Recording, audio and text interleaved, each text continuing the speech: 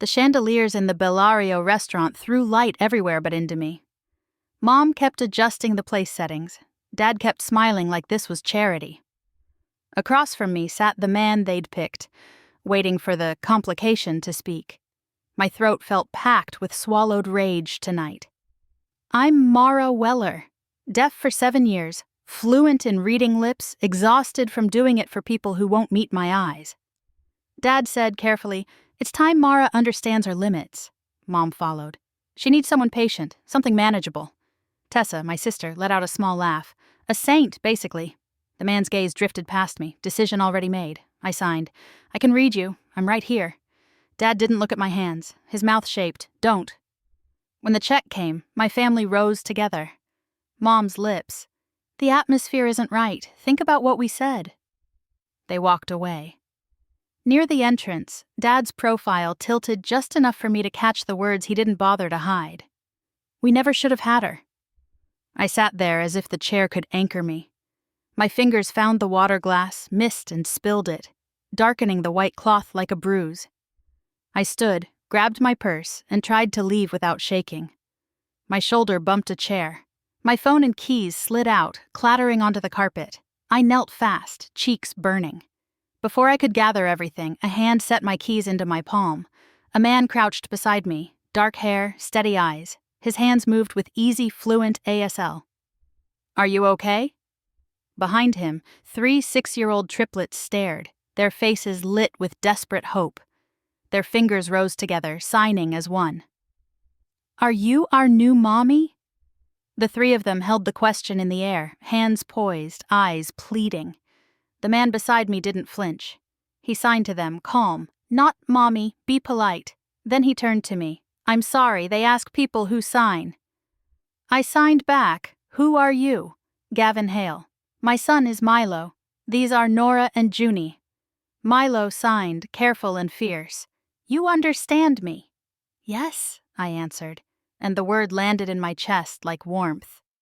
Nora asked, "Are you nice?" Junie added, "Do you stay?" Gavin's jaw tightened. Their mom left. They're hopeful. I should have been embarrassed. I should have escaped. Instead, I saw 3 kids who'd been waiting for a language to come back to them. Gavin pointed toward their table. "Sit 2 minutes, only if you want." I followed him, knees shaky. Milo shoved a chair out with both hands. Nora pushed crayons at me like a rescue kit. Junie slid over a stack of napkins, already grinning. "Draw," Milo signed. Nora scribbled a horse wearing a crown. Junie drew a cat with wild whiskers. Milo folded a napkin into a tiny tower, creases sharp, patient, and set it in front of me. "For you," he signed. "So you remember me." My eyes stung. I signed, "I will." Gavin watched us, expression unreadable until it softened. He set a business card beside my purse. "If you ever want to talk, text, no pressure, no fixing." I slid the card under the napkin tower like it mattered. When I stood, the triplets waved in synchronized flutters, their mouths shaping words I couldn't hear but could feel. Outside, the neon air cooled my face. The silence was still there, only now it didn't sound like rejection. It sounded like possibility. At home, I set Milo's napkin tower on my kitchen windowsill and slid Gavin's card under it like a foundation. My phone buzzed twice. Mom, then Dad. I didn't open either, not even once. I watched streetlights flicker on, and for once the quiet didn't feel like punishment. I texted the number before I could talk myself out of it. "Thank you, I'm okay." The kids were kind. Gavin replied fast. "They keep asking if the signing lady is real. If you'd like, meet us at Riverwalk Park tomorrow. Daylight, public, easy exit." In the afternoon sun, the triplets spotted me and sprinted across the grass.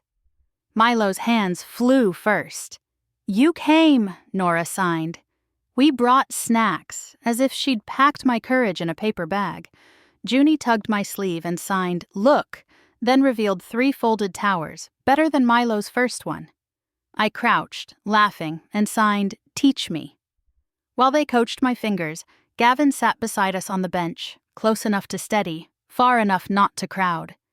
He signed, I don't want them clinging to a fantasy, but they need someone who stays. I felt my old life, restaurants, lip-reading, polite knives, try to pull me backward. I pressed the smallest tower into Milo's palm. Keep this one. A promise. He studied my face, then signed the question again, slower now, braver. Are you our new mommy? I signed back, I'm Mara. I can't replace anyone, but I can love you if you'll let me. 3 sets of hands rose together. Yes. Gavin's eyes went bright. He signed. Then, would you like to come to dinner, not as a rescue, as us? I signed, yes, as us.